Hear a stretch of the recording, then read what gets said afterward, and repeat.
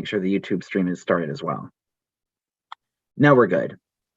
Great. Okay, thank you.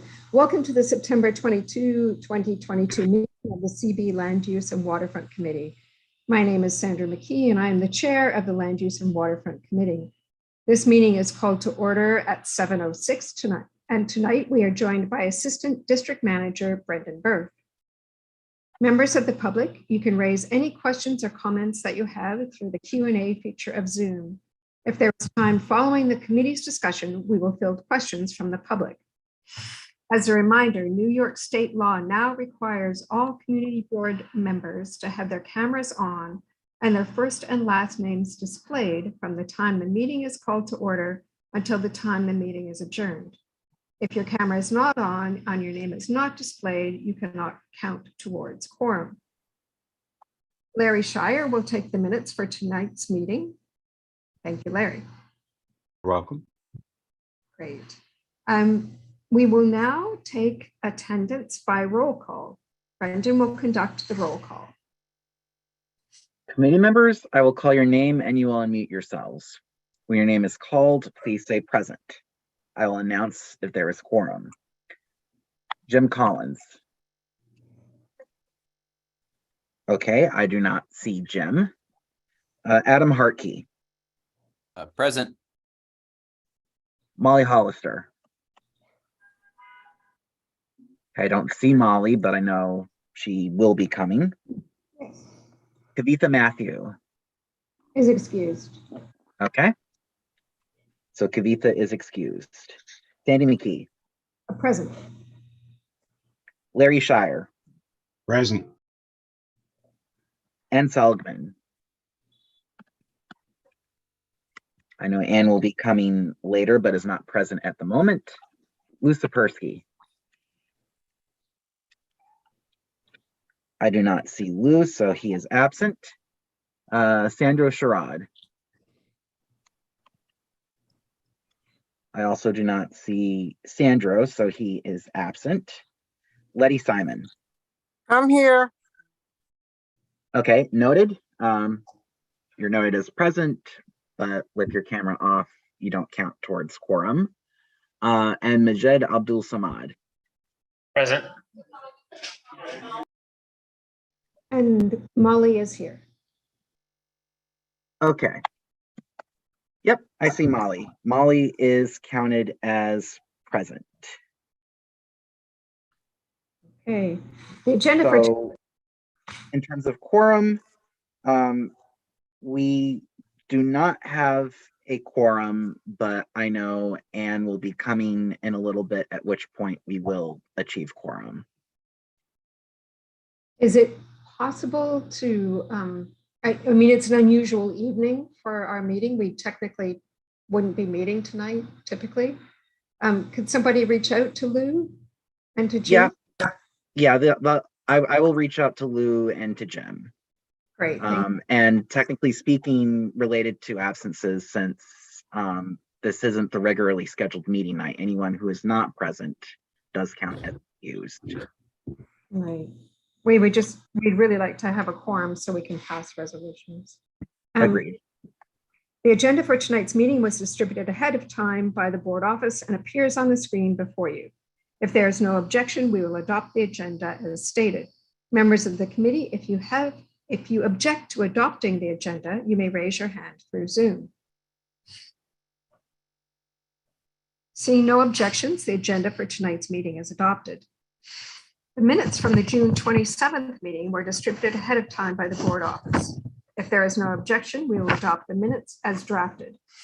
Members of the committee, if you object to adopting these minutes, you may raise your hand through Zoom. Seeing no objections, the minutes from the June 27th meeting are adopted. They will soon be available on the CB6 website. In order to conduct an efficient meeting, there are a few ground rules. No one may speak until granted the floor. Committee members, if you have a question about committee business or wish to make a motion, please raise your hand through Zoom. The chat function should not be used for committee business or questions about agenda topics. All such remarks should be made on the record by raising your hand through Zoom. Chat should only be used to alert us to any technical difficulties you're having or to state in writing information, such as email addresses. That was already stated aloud on the record during the meeting. When a committee member is given the floor to speak, I will identify you and you can unmute yourself so that you can speak. We are required by New York State law to create a verbatim transcript of the meeting, so please keep your questions and comments succinct and germane to the discussion. Committee members are required by the state open meetings law to have their Zoom cameras on and your first and last name displayed during tonight's entire meeting, from call to order to adjournment. If you must step aside away from your computer briefly, you are required to leave your camera on. Okay. Tonight's agenda, we have an update from the Department of Design and Construction on the East Side Coastal Resiliency Project, the ESCR. It's been a while since we've had an update on the project, and we wanted to hear more about the schedule, the progress at Solar One, such as the sinkholes that I know are now part of the contract, and an update on any of the Greenway detours. So Desiree, please. Welcome back. Thank you. It's nice to be back. Let me share my screen. Can you see that okay? Oh, wait, no, not yet. Hold on. Okay. Now, can you see the screen? Yes. Okay, wonderful. Okay, great. Good evening, everyone. As Sandy said, welcome to the CB6 Land Use Committee meeting. My name is Desiree Gazzo. I'm here with HNTB Lero on behalf of the Eastside Coastal Resiliency Project. I am joined with colleagues from the team and from the Department of Design and Construction to give an update as Sandy mentioned. So we will get started and we'll take questions at the end. So the highlights for today, we will briefly talk about the ESCR Envision Gold and Wedge awards that we had received. Then we'll have a quick community and work with us updates. And then we'll go over the overview of contracts, focusing on Project Area 2, since we did have a CB3 meeting last week. And we will have a CAG meeting next week as well. So we're going to try and focus this meeting on PA2, but we are giving a brief PA1, I'm sorry, a brief PA1 update as well. So really quickly, we just wanted to highlight that the Eastside Coastal Resiliency Project did receive Envision Gold. Of course, there is still the construction to move forward, but the project did. So sorry, but the project did receive Envision Gold, and there's a link here that will take you to the press release on that if you'd like more information. The project also is receiving Wedge certification, which is through the Waterfront Alliance, and that press release did not get released yet, but we did wanted to share again the good news of that, and it will be shared in the weekly mass emails that we send and once we have that. So it is on the homepage of the Eastside Coastal Resiliency website. So if you'd like, you could go there, or once this is posted, it'll be shared in the presentation. Since we haven't been here in a while, we did just want to highlight some of the events that took place over the summer, which was the Call for Art event. So after quite a bit, we were able to finish the first part of the Call for Art programming, community programming. If you've been to Astor Levy or Murphy Brothers, you'll see the decorative fence panels there. Due to the fact that Murphy Brothers will start construction and that Astor Levy is now no longer in construction, we will need to move the fence panels. So I'm not sure if they've come down yet, but this week they were supposed to come down, and they'll all be moving to East River Park. So you can see everything there, and we'll update the maps too on the website. We have a Call for Art page, and it has a map showing where all of the locations of the panels are, so that way artists can find their artwork. So that was a really successful event. We have the photo to the left shows the students receiving their certificates. That was held at the Astor Levy Rec Center. Elected officials were there and the DDC commissioner. It was just a really great event. The kids were so excited.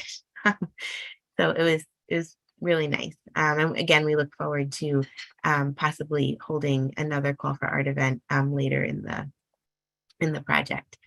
We also recently put out a new quarterly newsletter. So if you go online to the project updates, there is a newsletter tab, and you could find the newsletter there. Again, there are pictures of the Project Area 2 and Project Area 1 as well, and it goes into a little bit more detail about some of the Project Area 1 operations there.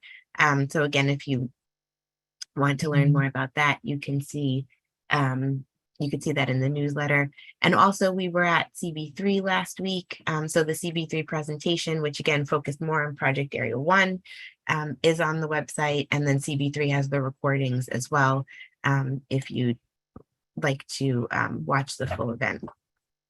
For Esker Work With Us, there is actually, you know what? I should have deleted the second event because that happened yesterday. But there was a Mayor's Office of Contract Services Passport vendor webinar yesterday.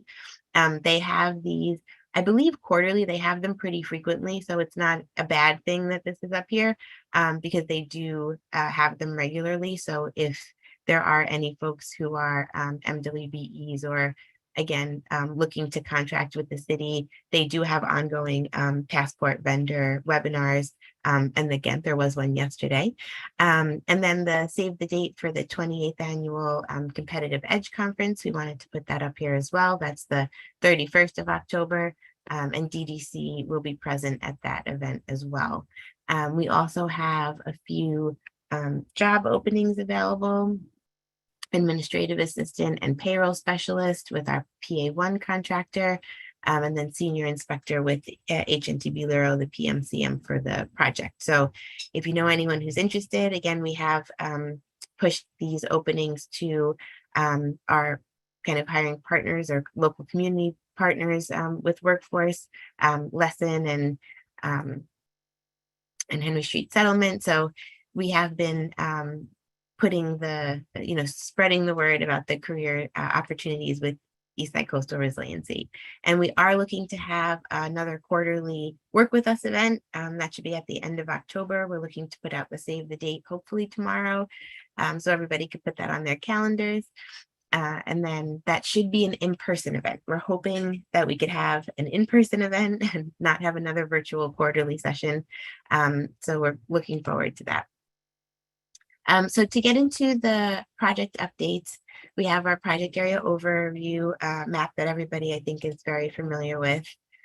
For the overview of contracts, for project area 1, we'll go into, I do have a slide that reviews all the upcoming work, but the new work there is, or the most current work that's newer is the flood wall construction activities ongoing at Montgomery Street, Greenway.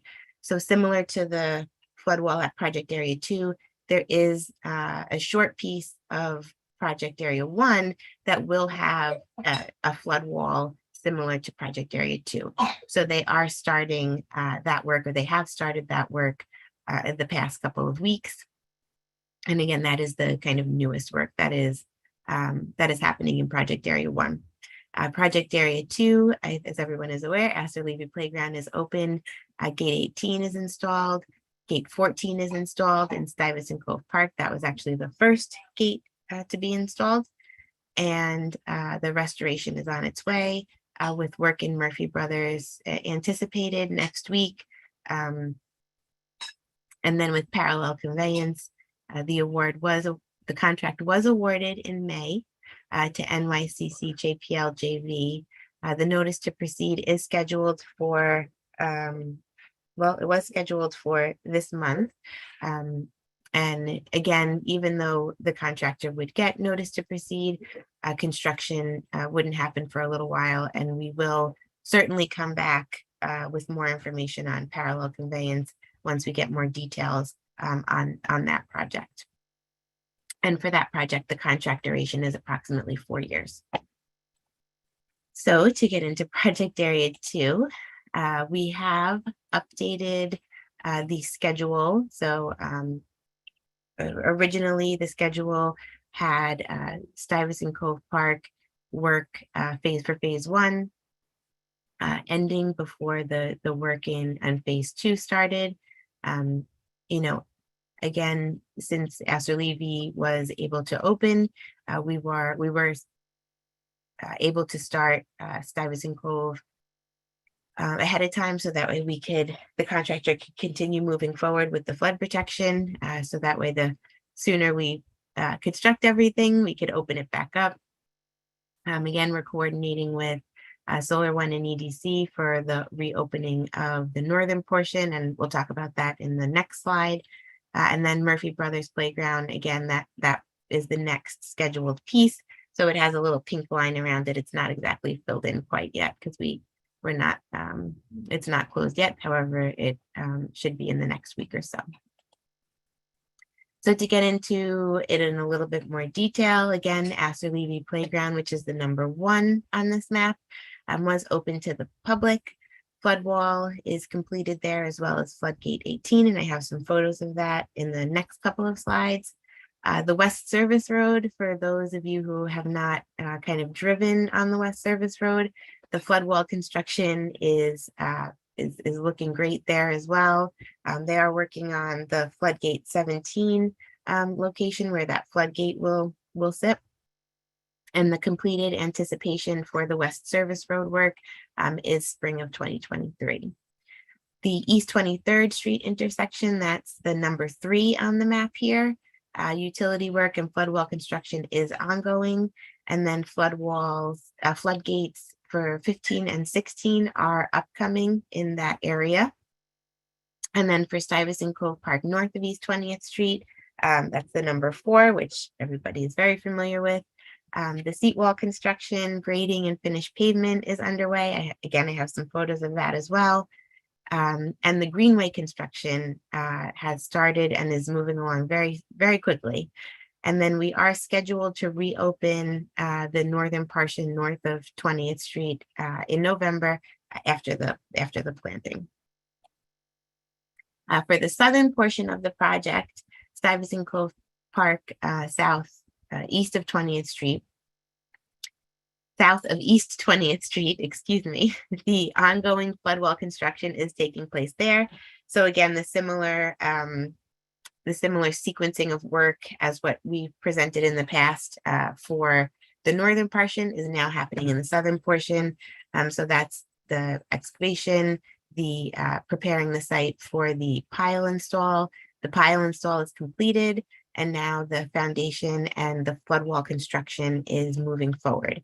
Again, the ferry terminal is down there in that part of the park, and ferry access is open and will remain open. I know there's some temporary ferry directional signs down there that I saw the last time I was down in that area. The FTR Drive northbound exit 7 ramp. There is work, again, that's under the FDR kind of in the yard area, and that's the pile installation and ECS work. At East 15th Street, within the Con Edison facility, there is some sewer reconstruction work there. Again, that kind of comes and goes. It's not constant, so it's currently not happening at the exact moment, but that is ongoing work that will continue. And the same for the Avenue C work between East 20th Street and East 18th Street. That's Con Ed utility work. So again, that happens. Again, it's not a consistent, but as they need to do the work there, it occurs. And then lastly, as we've mentioned, the Murphy Brothers Playground. Again, the work is anticipated to begin next week. So the open areas, just to look at the full site, Astor Levy Playground is open. The northern portion of Stuyvesant Cove Park will open towards the end of this year. And then Murphy Brothers Playground will be closing as early as next week.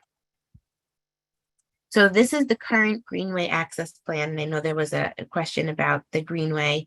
Oh, and I guess just to go back to there was the question about the sinkholes, and those are again being completed within the ESCR contract in coordination with EDC. So that is, I know Sandy, that was one of the questions. So that is being taken care of there, again, in coordination with EDC.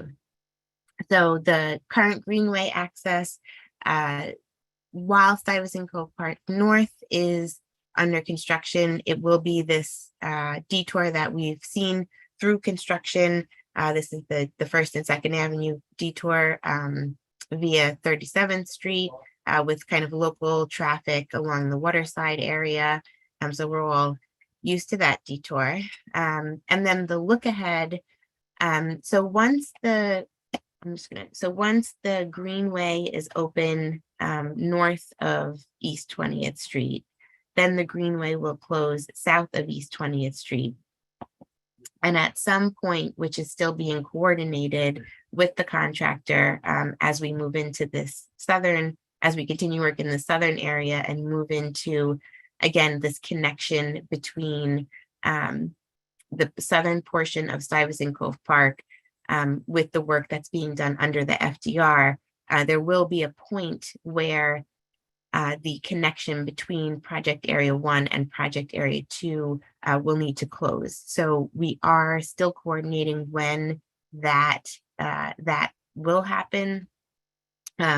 And again, we will let the community board know when we think that cutoff will be. We have to let both community boards know, because that is, that connection between Project Area 2 and Project Area 1 is important for a lot of folks.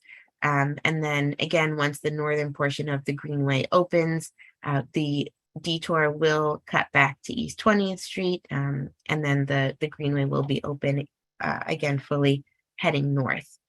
So again, we don't have an exact date on, when this full closure will happen of the Greenway between PA1 and PA2, but we will, this is what that detour will look like when that takes place.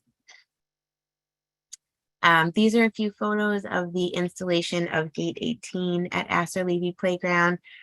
Just also to mention, on the website, we do have a photo gallery for Project Area 2. We're working on that for Project Area 1 right now, but we have the PA2 photo gallery is pretty current. Most of the photos that we've been showing in the community board meetings is in that gallery, and it kind of goes in chronological order. So you could see the full, a span of the construction.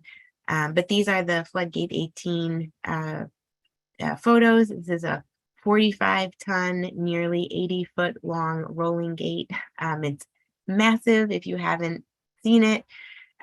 So it is right there, and it connects the Astor Levy Playground flood wall to the VA hospital flood wall there. So if you haven't, please go down and see it. This is what the flood wall under the FDR Drive at East 23rd Street looks like, and then the flood wall along the West Service Road. So again, I think these are flood walls that no one has really had a chance to see as much as the Astor Levy Playground, because they are behind the fences and kind of where there's a lot of traffic. So there's not an opportunity to really see them. So we wanted to make sure we had some photos here. I don't know if I've shared this photo with CB6 before, but this is how the construction of the wall works. The forms are here, and then this is just a really great picture of how the concrete mixture is again poured down into the forms, so that way you get the relief of the that kind of esker pattern that's on the walls there. So it is very interesting, and we just wanted to share kind of some of the process that the contractor moves forward with. These are photos of the upcoming Greenway. So the flood wall, again, it has been in, and this is the I guess what we've been calling the back of the flood wall, because it's not on the park side. And this is the contractors laying the granite block here, and then this area here will be the Greenway when that opens, probably by the end of this year. These are some photos of Stuyvesant Cove Park seat wall and pavement, and the beds just waiting to be planted as soon as they can. So that'll be really great again once that's completed. The pavement and this is the finished seat wall here with the cap on it, and the pavement as well. So that is again moving right along. For the Murphy Brothers Playground, just a couple of upcoming things to note. The bus stop will need to be relocated. That is happening in coordination with the city. And again, once that relocation happens, we will be able to let the community board know again where that bus stop will be relocated to. There is the potential for the city bikes to be relocated as well. Again, that's something that's being coordinated right now as well. And then the sidewalk access will remain open unless otherwise specified. So there might be instances where there's a delivery of material and there's flaggers, etc. But if for some reason there would be a long-term closure, we would of course let everyone know and again issue an advisory. But again, that's not we're not anticipating the sidewalk to be closed for any long period of time, especially when they start with work. But again, if that did have to happen, we would let you know. This is the Murphy Brothers Playground preliminary design rendering. And then this is the Murphy Brothers Playground final design plan rendering. And then the up close rendering of the jog run, which we've shown all of these before. They haven't changed. And then quickly, just for project area 1, just so everyone's aware, this is the closed part of the area south of Stanton Street. We do have soil stabilization activities. There's this big cranes there, and they are doing, or rigs is what they call them. They are doing the soil stabilization activities. There is a write-up in the newsletter specifically about the soil stabilization and the stone columns that are being placed there if you want more information on that. And then they're doing the Esplanade demolition along the waterfront and deep sewer activities. The tennis house demolition has been completed. Again, there were pieces of that were salvaged and in coordination with Parks Department. The Corliers Hook Park is, again, that small portion of it where they call the Cherry Hill and Flagpole area. That is under construction in preparation for work for the new Corliers Hook Bridge. That will be the first bridge to be completed in the new year. The passive lawn partial closure, and then the Con Ed utility work in the shared use path from about Houston to 10th Street. The amphitheater asbestos abatement is ongoing, and as we mentioned before, the Montgomery Street to Cherry Street Greenway flood wall activities are underway as well. And then this is just the access map for open areas. We found it very helpful to have down there since that park is so large. So we've posted additional signage there, and this information can be found online as well. We had received a request to put in a slide about community impacts. I think, at this point, everybody, we've been in this for a little bit here now, so we're aware, but just a reiteration that there are detours and lane closures expected with the construction. We are maintaining public transportation. I don't believe that's been disrupted at all for the project, as well as emergency vehicle access. Water service interruptions, again, not anticipated so much for the Eastside Coastal Resiliency Project. However, that is a typical impact for DTC projects, so we did include that as well. For anybody who's interested in the environmental monitoring, there is a full page on the website that does include monthly updates that we give to the CAG. There's a specific, there's a couple of lines here that download the CAG air monitoring updates, and those are the slides that are pulled straight from those meetings, so that way you don't have to go back to the whole meeting to get the update. They're all summarized right there on the environmental monitoring page. And that is the last slide. So Sandy and Brendan, if we want to open it up for questions, we could certainly do that. And actually, we did have one question. One of our budget requests for the community is for an irrigation system for Solar One. And I understand that's actually not part of the project, but we wanted to confirm that there was water being supplied in adequate areas that Solar One could possibly set up something on their own. Is that the case? Yes, there are water connections throughout the planting bed or throughout Stuyvesant Cove Park where something can be hooked up to. Yes. Okay, so we will continue to probably ask for some sort of funding to help them establish that. It was a brutal summer. I think it's out on top of everyone's imagination right now. What happens if we don't have water? Were there any other questions that we had for the ESCR group? Larry, please go ahead. Okay. Returning to the transportation connection questions that come up each time, with regard to the ferry access and the changes that are going to be going on for the pedestrian and bicycle transportation access between 18th and 20th Streets. Now it looks like we're also interested in what will be happening south of 18th Street, where you've mentioned the bus shelter will be removed and possibly the city bike station. Can you go over this again in greater detail than your slides have presented, and then maybe I have follow-up questions? Sure. So I don't believe the bus shelter will be removed. It's my understanding that it will be relocated. Oh, But that's what I'm saying. And you don't So- know where it will, where people will be able to get that M9 northbound bus. Right. So once we have that information, we will share it with the community board. The same goes with the city bikes, that those items are being coordinated right now. And once we have that information, then we could again communicate that. As far as the pedestrian detours, the access to the ferry will remain open at all times. So as we have done through the project, there has been consistent access to the ferry.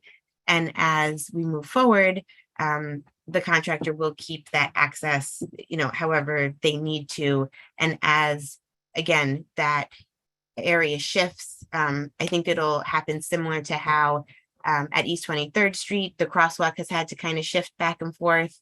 I imagine something similar would happen with the access to the ferry. And as we've done with the crosswalk shifts, we'll issue advisories with pedestrian circulation and how to access the different, how to access the ferry, and or if there's any other circulation changes there. And the advisories will be issued again in advance of changes to the community board and posted on site as well. Well, now let me follow up with a couple of things. First, in that area adjacent to the soon to be relocated bus stop, there's a right turn lane for vehicles that wish to go southbound onto the FDR Drive. Will construction activity affect that lane? Is not anticipated. If something were to happen that they needed to, then again, advance notice would be given. Okay, next, at that intersection, which is a complex intersection, the community board, as part of our comments on the environmental impact statement, had requested that there be a permanent reconfiguration of the crosswalks, so that persons who are exiting Stuyvesant Town on the north side of 18th Street could cross directly into Stuyvesant Cove Park without having to have multiple street crossings, including crossing the exit ramp for the FDR Drive, where the crosswalk signals are not coordinated. People have continuously taken the shortcut all through the time that you're doing construction, and perhaps you can tell us if there's going to be a permanent relocation of the traffic signal to accommodate a crosswalk signal to the northeast to allow direct access into the park. Larry, I'd have to come back to you with that very specific question. I'm not very familiar with all of the details in that, how the intersection would be reconfigured. So we can check back with the team and then reply that answer, send it to the community board and get that to you before the next meeting. Okay, and this one's a small item, but a follow-up with respect to advising folks in the area how access to the ferry landing is being maintained. The DOT has done a woeful job of following up on the community board service requests concerning their permanent ferry signs, which are on the west side of Avenue C and 20th Street, and all the way down to 18th Street.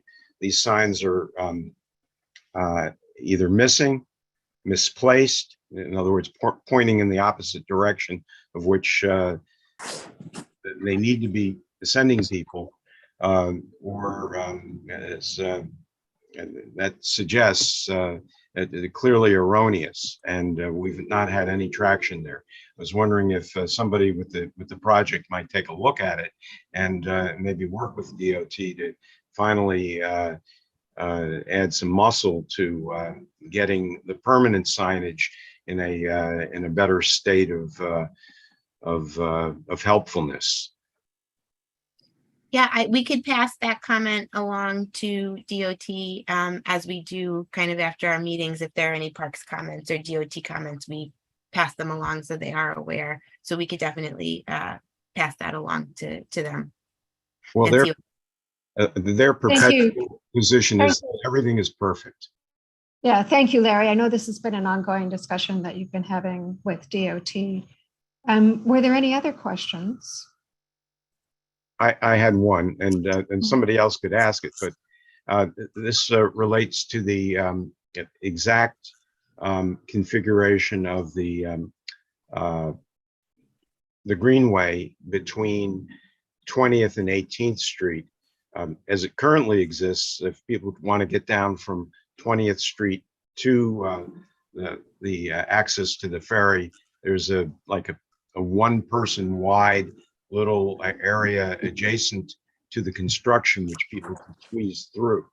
But when you say you're going to get more serious with this Greenway closure, what's it going to look like, and how are people who are attempting to travel between 18th and 20th Street on Avenue C and in this area going to get to and from this landing? Thank you. Yeah, thanks, Larry. So we will, put together again once that happens, and once we get closer to this, we may issue another. We do have to put different signage up and take a look at all that. So I think once it gets closer, we can issue a more detailed map of how that works. Once that happens, again, we're not there yet, and the Greenway is still closed between East 20th and East 23rd, and then this will happen, in the near future. But we did have conversations with DOT on, again, this detour, and again, cyclists will be, we will suggest that they do use the detour instead of using areas that are not bicycle friendly or that do not have bike lanes. So that is why the detour is there. That is the safest mode of getting around. We understand that folks have not followed that between East 23rd and East 20th, but it is recommended that folks use the detour and follow the bicycle lanes that are in the city. And I might say this has been a continuous point of concern, because we see so many people who do not go through that whole detour to get where they want to go. And certainly bike ridership has increased. So I think it would be really helpful to just admit that bicyclists are going to go the shortest distance. So, and I realize this is really not your in your purview, it's more DOT. So maybe the next time you come back to the community board, we could ask DOT to present what they're going to do. Understand it has to be coordinated with the construction, but it really is a concern, I think, for many people. But And Sandy, you could certainly invite them to come also, yeah, they should take the heat. And were there any other questions that we had? Great, thank you. I think sounds good, and we look forward to finishing. Oh, just one small thing. Do you know when the planting is going to take place at Stuyvesant Cove Park? It should take place, I believe it's the end of October, beginning of November is when the planting season is. So again, I could come back with the exact dates of the planting season, but that is roughly when it will be, end of October, beginning of November. So that way the Stuyvesant Cove Park north of 20th Street should be able to open, is scheduled to open in November once the planting is completed. So we just have to wait for that planting season to open up, and then do the planting. Okay. I have a very fast question, Larry. Yes, there was supposed to be on this agenda this evening a presentation, I think by EDC regarding Solar One. Is there anything that you can advise regarding the construction of Solar One and how it fits into your project plans? No, it's being coordinated with construction. And as far as timeline, EDC would have to come back to speak to that. We were supposed to see their PDC presentation, the Public Design Commission, but apparently it is not ready yet. So they're coming back later. I believe it's October or November. Okay, thank you very much. Thank you. Thanks. I think there are probably a lot of people on the call who are here because of agenda item number 3. And maybe we might skip to that one at this, or sort of shuffle our agenda a little bit so we could have that discussion. This is the discussion about the community use of the existing building in St. Barton Park. And I believe Kevin O'Keefe is going to give us a brief presentation on that. Yeah, I'm walking just back in. Thank you, Madam Chair. I have guests over, but I'll be glad to jump ahead in the agenda. Just give me a chance to sit down. I'll do screen share, right? We can do a, if you give me screen share. Great, wonderful. You'll share your screen. And if you can hopefully see this. Can you see my screen with a rendering of a park building? Yep. Yes. Yeah. Wonderful. Thank you. Hey, I'm pleased to be here on behalf of the St. Barton Park Conservancy. Yes, my name is Kevin O'Keefe, and I am the founder and a proud volunteer officer of the Conservancy. I wanted to give a shout out. Also listening in tonight is Conservancy Director Kelly Ann Allen, and also an outside advisor of ours, Juniper Shea. They're actually quite busy in the garden today, planting some new plantings. Let's jump ahead, give you a little bit of a history. This is the back of the building in the garden in the summer of 1936. So the building was first created in the mid-20s. This is less than 5 years after that, 1929. You have to kind of squint. It's on the right side of your screen. You'll see part of the building there. Yes, there used to be a running track there. The building was refurbished in 36 and 84. In 1984, Mayor Koch came out to announce that the building would be for everyone from preschoolers to senior citizens. I'm not going to go into some of what some people have called a sordid history over the past 20 plus years. We want to keep things positive moving forward, but it has not been used for senior citizens or teenagers or a wide community use. Let me give some specs. This building is rectangular, over 56 feet on 2 sides and over 42 feet on the other. 2 floors. A lot of people are surprised when I tell them that. There is underground footprint that's the same size as the above ground.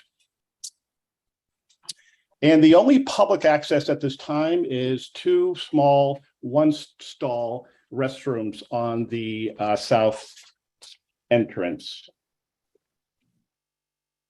Now, This is the community desire. And we say the desire, we've talked to a lot of people in the community from schools to local organizations.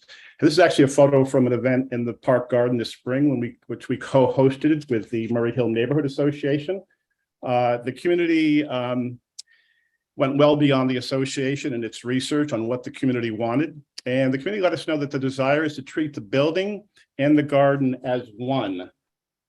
Many community leaders have seen what the Conservancy was able to do by making the garden a welcoming, safe, and clean community space for the first time in so many years. They want the Conservancy to steward both the garden and a community part of the building. Now, I'm going to jump ahead and show you what some officials said of the Conservancy when we made the garden a community spot, a spot that has since been an oasis, really a mental health oasis for thousands of visitors. Here we go. Now we gather to celebrate the opening of St. Barton Park's garden by use for the general public for the first time in decades, and that is a great achievement. And this would not have happened without the St. Barton's Park Conservancy. Thank you so much. I know we're going to work together beautifully because we have already. And the Parks Department and Parks Commissioner Sue Donahue asked me to say how grateful we are to you and all of your people who are working for this amazing new conservancy. Let's make this the beginning of reclaiming park space throughout this community. I have also watched this and Kevin's work and everybody else's work to even start from a simple idea to get to this exact moment here. And not only are we opening up this portion of the park, which on its own is a success and victory for this community when you look at a school that is directly across the street that can take advantage of this, but also for all the residents here. But now we're also talking about the entire park and ways that we can really lean into making it the park that it deserves and that my constituents in this community deserve. And this is actually a picture that shows you both the garden and the back of the building in the same shot. I think a lot of you know that's Council Member Carlina Rivera. This was an event that we put on with the students from PS 281 right across the street. So since they were open, they weren't even allowed in this garden space. So now we're able to do some wonderful get-togethers there. Our request is simple. You see it on the bottom. The Conservancy would like to staff and manage the building and gardens for community activities. And again, we didn't set out to do this, but this is the community telling us that they like the work we've done so far, and they want us to continue with the building. Time sensitivities, yes, we do. I'm glad, Madam Chair, we have this meeting tonight. The Parks Department recently, actually this month, requested for fiscal year 2024 funds so that they can have staff for any building activities, for example, recreation activities. We can get into it just a little bit, but we don't necessarily need that because we have staff. We have volunteers throughout the community. The playground outside the front doors of the building will be closed, possibly as soon as this year for a year-long reconstruction. That money was also already allocated through Councilmember Powers and our previous mayor. So as you can see, there's going to be a squeeze on space here. We have a lot of families that want to know where they're going to go when the playground is closed. I'd like to think that we can supply the programming so they can go in the building. You just heard from ESCR. Obviously, their closures are important, but they prompt need for more community space. Again, the building is large. We can do things. And also, I heard last night from our community board chair, I see him on, Kyle, said that the community board is still looking for meeting space. Wonderful idea to maybe open it up and put some community meetings in there, at least in the interim, if you're still looking for space going forward. And that's because we may have to go back to in-person meetings soon. Okay, here's our checklist on next steps. Yes, that's me actually over 10 years ago with my 3 kids on the front steps of the building. We have a commitment. My family has wanted this building open for many years. I won't go into again to the history, but it was locked to the community just for a very small group. So the community, I should say the Conservancy is in this for the long run, not just Kellyanne and myself, but a lot of volunteers that are now becoming members of committees. We started a garden committee. We started a sports committee. We're growing quickly. I just looked our newsletter. We just jumped to over 600 subscribers starting this week. So we've got a robust community. Actually, this is a picture from last Saturday. The Conservancy is repainting, scraping and repainting all the ironwork throughout the park. That's all the perimeter fencing, lampposts, you name it. we have the support from family, schools, and local groups. Just to pick out some faces here, I see 2 members of the pickleball group, which is over 500 members in St. Martin Park. Also, you see representatives from PS 281, PS 116, among other local groups. This is what we need. We don't have check marks on yet. We would love the support from Community Board 6. We'd like to think that maybe even a resolution could be something that we can put wind on our sail. Also, a memorandum of understanding between the Conservancy and the Parks Department. This blueprint is already done. It's been done a lot. In fact, it was just run recently in North Brooklyn with McCarran Park, their park building, where a group took over, put up some money, and handled the staffing and other funds themselves. And Parks Department said, that's great, let's go forward. We're ready to do that as well. And we're ready to offer a first community activity in the building whenever we get that green light. Parents are really jazzed up about the possibility of a Halloween event. That might be too soon, but we're jazzed, we're ready to go. And we really just appreciate, Madam Chair, you giving us the floor for this long. Thank you, everyone.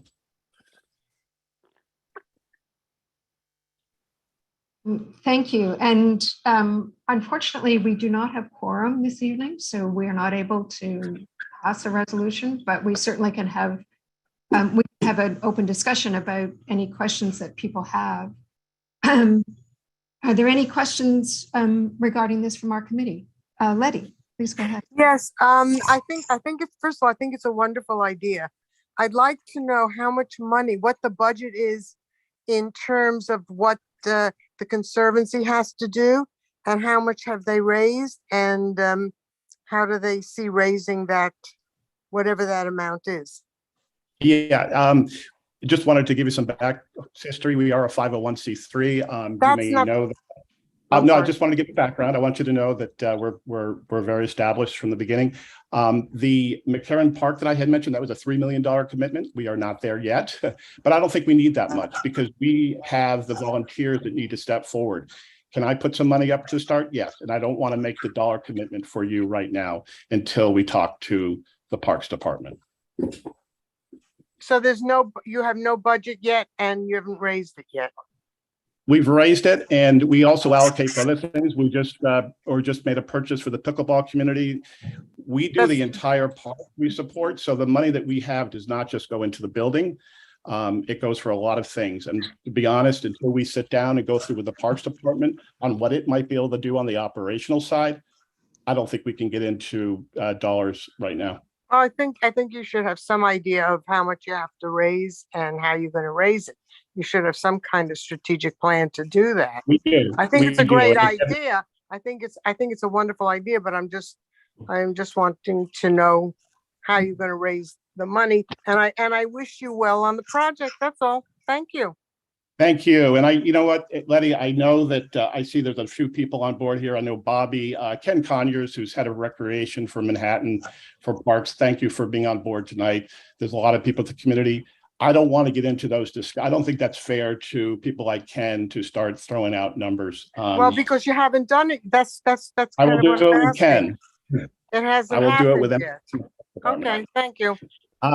If Ken wants to have a meeting tomorrow morning, I'm free to sit down and. Not answering the question, but thank you. Well, it will tomorrow morning if you want to join us. Thank you. Any other questions from the committee?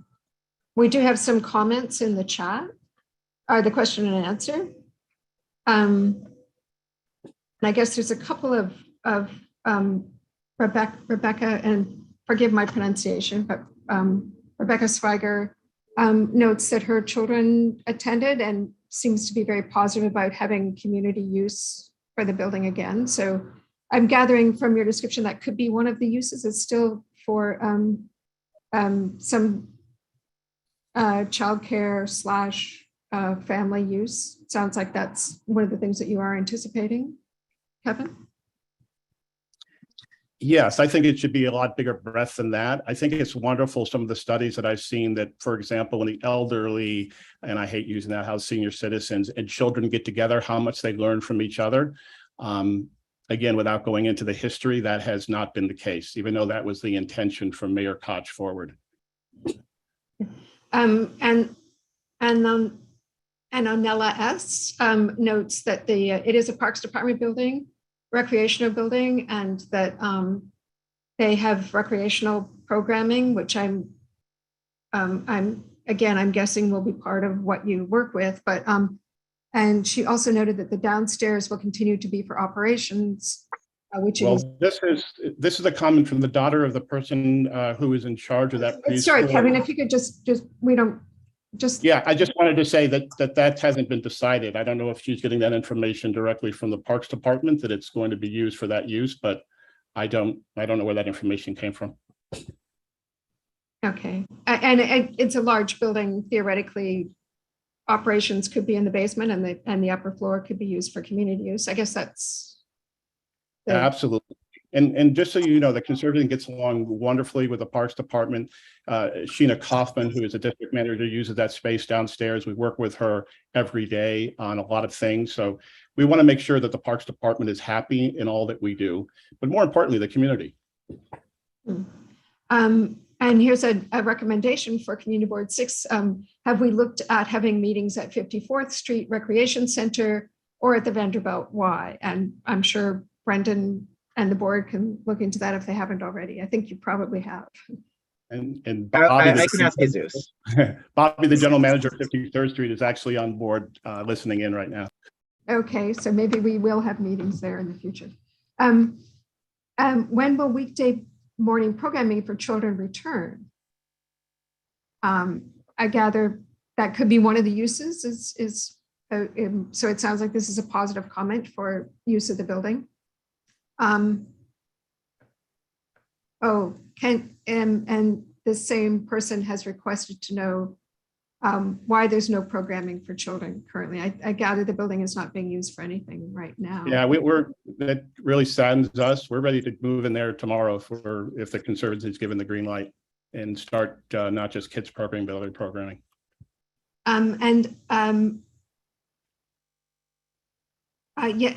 I'm not reading the full question. I am editing it. If there's anything I've missed, please ask again. I'm trying to read through all the comments and make sure that they get a hearing. And Ken Connors says, we currently have a plan to program the building. Ken Conyers? Yeah, since Steve Simon, the chief of staff for the borough president, told us that to make that plan active, that they need money for staffing. And that's why I'm saying the Conservancy can come in with its own staffing if need be. And I gather then it would be the Conservancy. Please correct me, maybe Ken Conyers can answer this as well. If that's the case, then the Conservancy and the Parks Department work together to program. That would be ideal.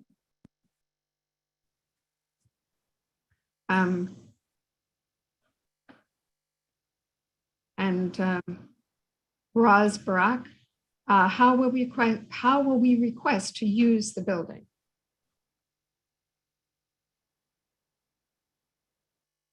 If I could be so forward, I think that maybe the community board can make some sort of a resolution to put that in somebody's wheelhouse to make decisions.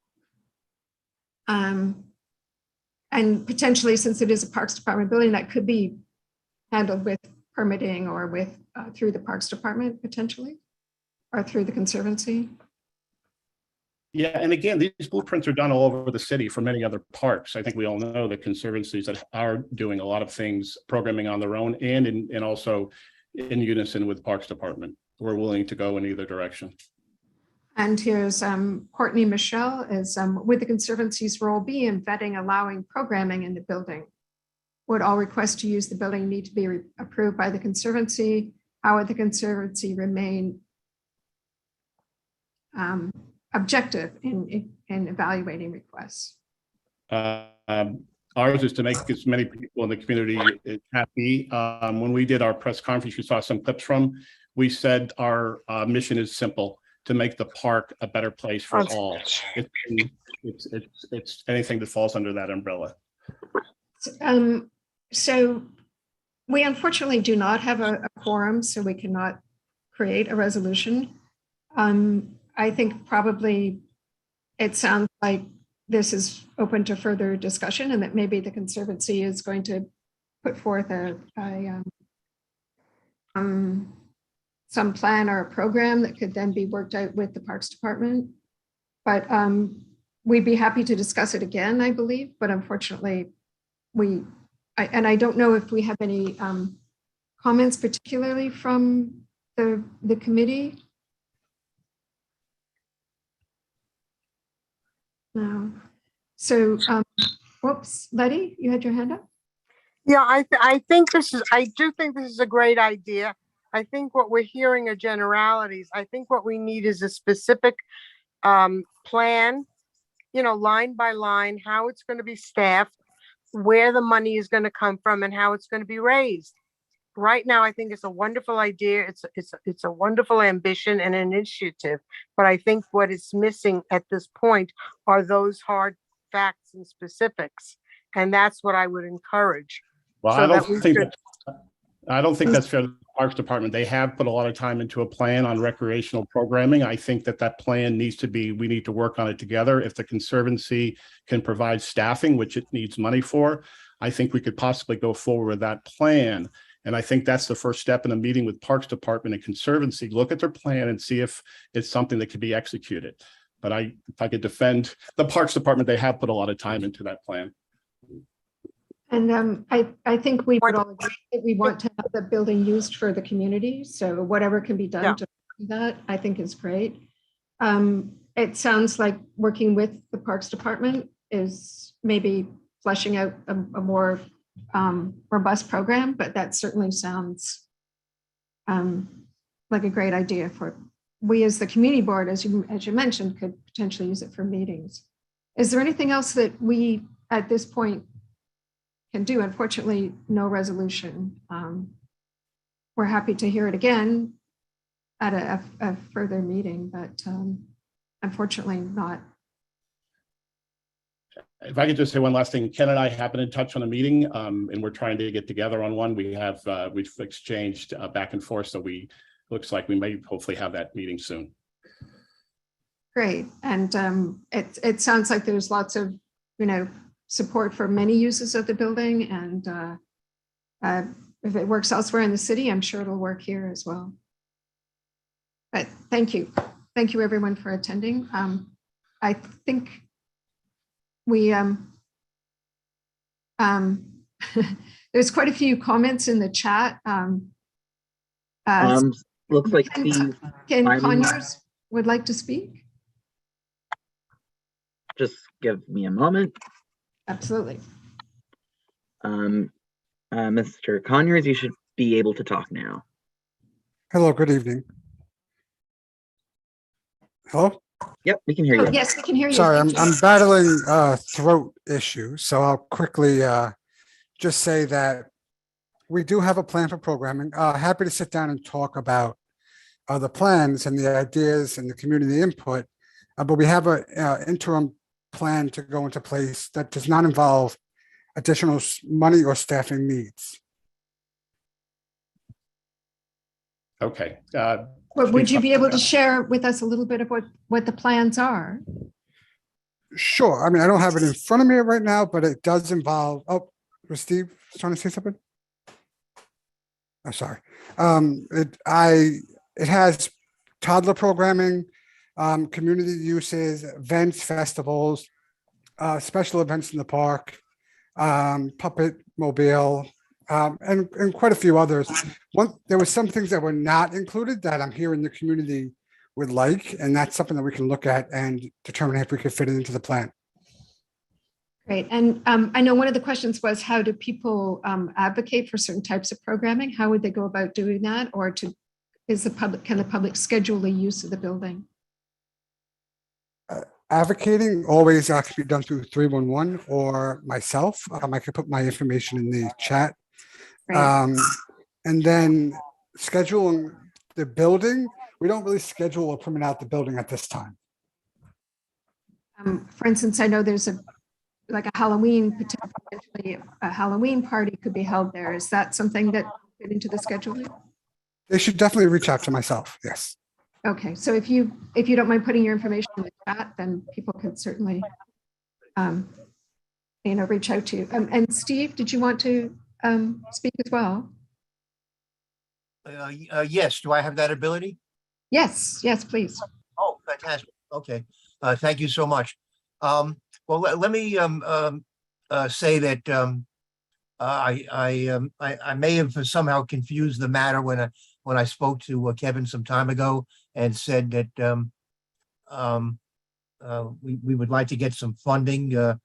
I think the point of that was not to say that that was the only way in which we were going to utilize the building. It was, it was to suggest that maybe that was a way in which we could expand whatever ideas we had and have a more robust program there.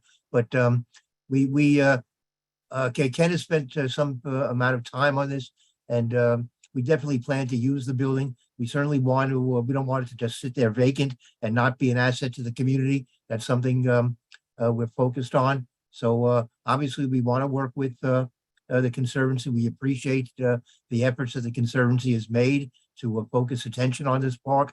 And but it's going to be a Parks Department facility. It's not going to be a place where people can really have private parties.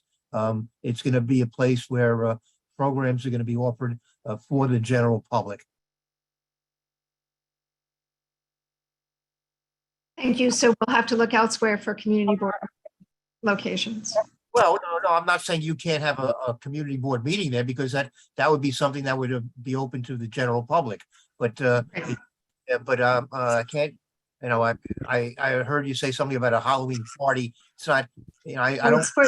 Yeah, the schools hold that, and I think it is open to the general public, to whoever to attend. But if that, and we understand that that's the goal of the building, and I think that's very clear. Thank you. Everything we do has to be open to the general public. You know, it's as much as we might want to accommodate different people who have great ideas. It's we can't limit attendance to select groups for activities that are going on for the most part. Understand. If I could just second that, and that's Steve, I think, you know, that's our intention too. That's why the garden, which was closed to the public, is now open. We just want to open it up. We would never go down the road. Definitely the Halloween party was for all kids of all ages in the neighborhood or anywhere. All right, well then we certainly would be open to having an activity such as that. I mean, that's that's something we know how to do. That's something we we can certainly work with you on. Great. We're looking forward to having it as a community facility. Thank you. All right, very good. And if you also want to hold meetings at the rec center, you should also reach out to Ken. Hopefully we can work with you on that as well. That sounds excellent. Thank you very much. Great. So we'll move on to our other agenda items unless there's any other comments. Great. So actually we did one issue was discussion on converting the parking lot under the FDR Drive from 18th to 23rd Street into open space for public use. We did ask very specific questions of the EDC, who controls this area and has control over the parking. And we have not received any response from them. We also had some follow-up questions for Solar One, and they're not in attendance, I don't think, this evening. They will be at our next month's meeting. Whoops, someone in the attendees has their hand up. Yes, I see Dina from Solar One is present. Okay, great. Thank you, Dina. And you should now be able to talk. Okay. One question we had for you, Dina, was does Solar One actually have vehicles that they would like to park in that area? For instance, school buses or tours, any people that would use that? Yeah, thank you, Sandra. I mean, we have never used that space for parking for Solar One because we never needed to, because we always had plenty of parking on the blacktop. That is probably not going to be the case in the new park design from what we can tell, and especially once the new building is built. But be that as it may, I don't think that that is should be a consideration. I think, you know, parking is what it is in Manhattan. And, you know, I think from our point of view, it would be better. In a lot of ways, it would be better not to have there just be a parking lot on the other side of the wall, you know, across from the bike path. I think that we still highly support the idea of repurposing that space. With the caveat that we are still working out renewing the funding agreement that we have with EDC. And historically, as you know from the last presentation that they did, you know, we receive a small percentage of the parking funding, but it is a very small percentage. So I'm not even sure that that should necessarily be the topmost consideration. And we're also trying to confirm what percentage of that money actually comes from this, you know, surface parking versus what's in the building. Sure. You know, it may be even smaller than what you anticipate. So thank you for that. We're really trying to advocate for this, and it's a great space. It should be public. So anything we can do to help with that. And we look forward to seeing the presentation for the PDC. I gather things are moving forward. So my understanding is that the design team will be ready to do the presentation for you guys at next month's meeting at the end of October. That is the current plan. Okay, great. And then we'll ask EDC some of these questions at that meeting as well then. Yep. Thank you. Thank you very much. No problem. Thank you. I guess that's a good segue into our next item, which is some of our budget requests, where we had one of our budget requests is to provide an irrigation system for Solar One. And as we heard, there is no irrigation system as part of the ESCR project, but there is actually, they're providing water, which is better than some of the locations that are now at the waterfront. So we probably will continue to ask for this, I guess, as part of our budget requests, if that's still the feeling of the committee, that we should proceed with that. Larry?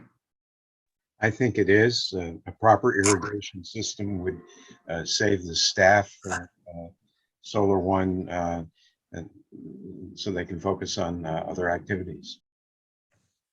Yeah. And I can say about that, if you want me to, like, we've currently received some foundation funding for soaker hoses, which we've determined are probably our best option. And so, yeah, we're going to be experimenting.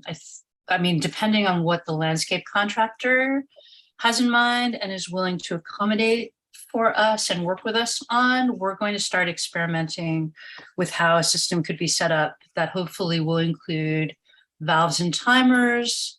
And we'll just, yeah, as Larry said, make it much, much easier for us to keep the plants in good condition. That said, in our research, we've discovered that if the system is too fancy or too technological or too advanced or buried too deep underground, it may end up being more trouble than it's actually worth, because what we've found out is that some of the other parks, for example, Brooklyn Bridge Park, where they do have a sort of extensive, fancy under the soil system, they also require a full-time person to maintain it. And that's not something that we're probably going to be able to do. So we'd prefer to have a system that delivers the water where it's needed and that we can easily troubleshoot and fix as necessary, because inevitably that's going to be something that we're going to have to do. So that's all I wanted to say before. Great. So it may be less funding than what we had originally anticipated, but it's certainly funding would be welcome. Absolutely. Yes. Thank you. Great. Thank you. We had two, Jim also prepared some text for a budget request. And that was, I don't know if you could put that up, Brendan, for us. It was to study resiliency proposals north of where the ESCR project ends and to extend as far north as 42nd Street. Yep, the text is up right now. Let me know if I need to make this any larger. Zoom in. Bigger, yeah, bigger, please. Better? And we can't quite read all of it. I've read it, so I think that's it, yes. Yep. And so really it's asking well, it refers to the flood hazard map, which it does show flooding up as far as 42nd Street. And, you know, there's sort of a series of smaller initiatives that have been taken, like NYU Langone has their own mitigation, but we don't have anything that's continuous along the waterfront. And so this is a new request this year. And if we're all in agreement, we will add it. I think we have to have these organized before our next meeting. So even though we don't have quorum, if we feel it's appropriate, we'd like to add it. Larry? I have no objection. Like maybe we should just say, does anyone have an objection to adding this into our budget request? Okay, so I think we can probably assume that we can move forward with that. And Adam was working on some text as well, some adjustments to some of our requests. Were you able to complete that, Adam? Yeah, I sent you an email. Oh, sorry. No worries. Can you share your screen, or does Brendan have it? Yeah, let me forward it to Brenda, actually. I'm sorry. No, you're okay.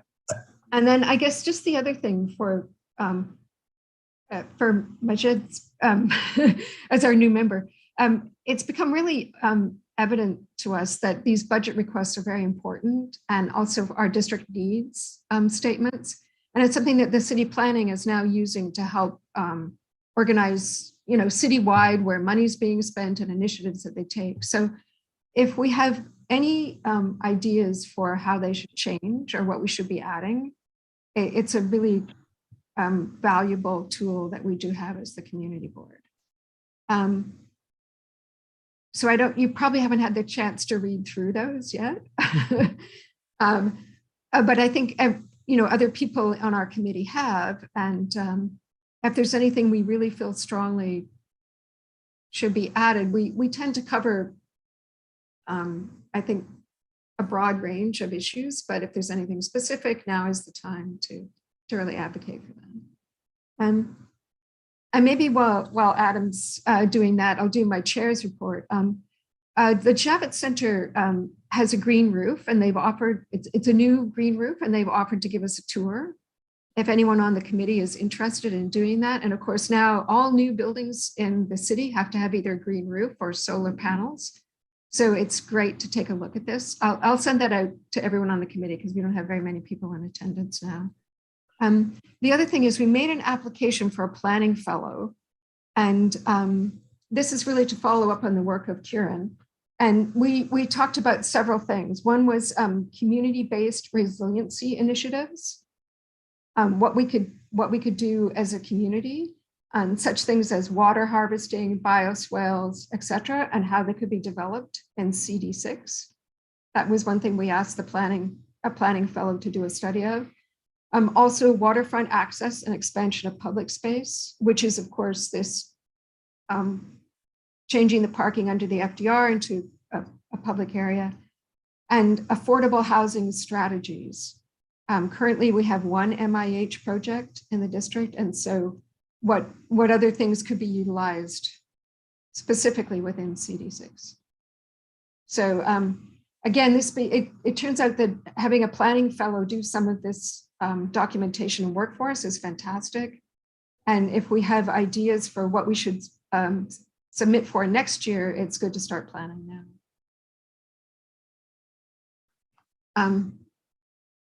Are we set to go, Adam, or? Yeah, I forwarded it to Brendan. Brendan, do you have it? Can you? Yes, just give me a moment. It's pretty simple. It just inserts essentially two sentences, you know, that we, as the ESCR progresses, you know, we are supportive of improvements, you know, above 14th Street between 23rd Street, includes the solution to the pinch point and the reclaiming of space underneath the FDR. Yep. And don't include the sentence that you crossed out, I assume? Oh yeah, that's basically the only change. It's just the yellow, insert the yellow and delete the other sentence. So. Okay, just give me a moment. I'm making sure that it's in a, just very quickly put into a Word document. And I'm going to share now. There we go. Ignore the yellow, by the way, that'll be taken away. Yeah, that's the new insertion.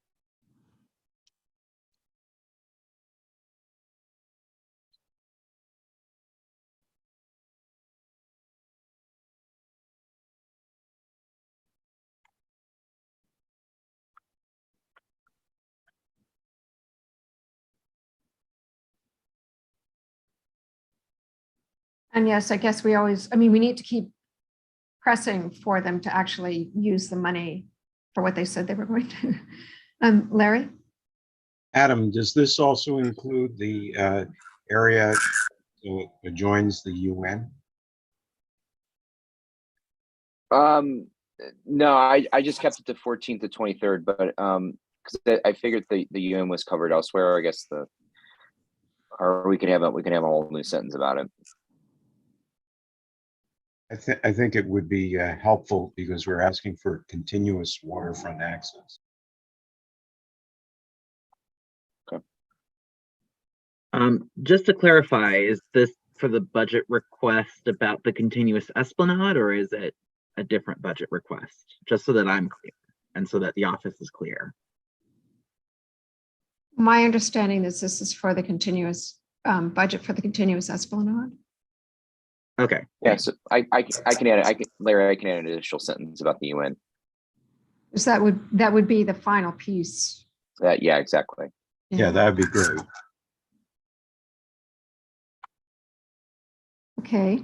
I think those were from from our previous meeting. Those were the two issues that we wanted to address. Is there any other old or new business?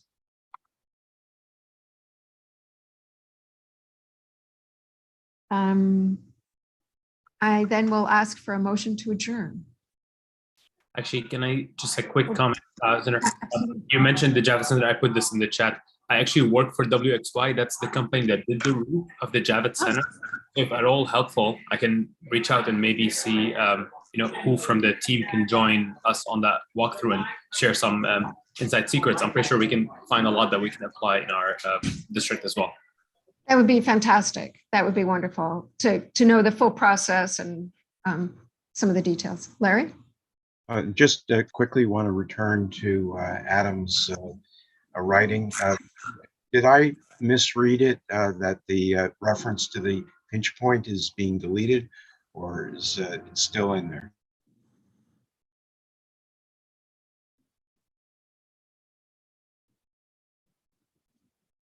Oh no. Wondering why it's pinch highlighted. point. Yeah, the pinch point's included. We want the elimination of the pinch point. Okay, then it needs to be clarified that it isn't going to be crossed out, as I thought the yellow stuff was all going. Oh no, yellow's insertion. Yellow's new. Yeah, yellow's the new stuff. Okay, then I misinterpreted it. Thank you. Great. And Jed, we'll get back to you with when we could maybe schedule a walkthrough. That would be great. Okay. So if there are no objections, we will adjourn our meeting. Thank you, everyone. Thank you, Sandy. Seeing no further business. Sorry, the meeting is adjourned at 8:30.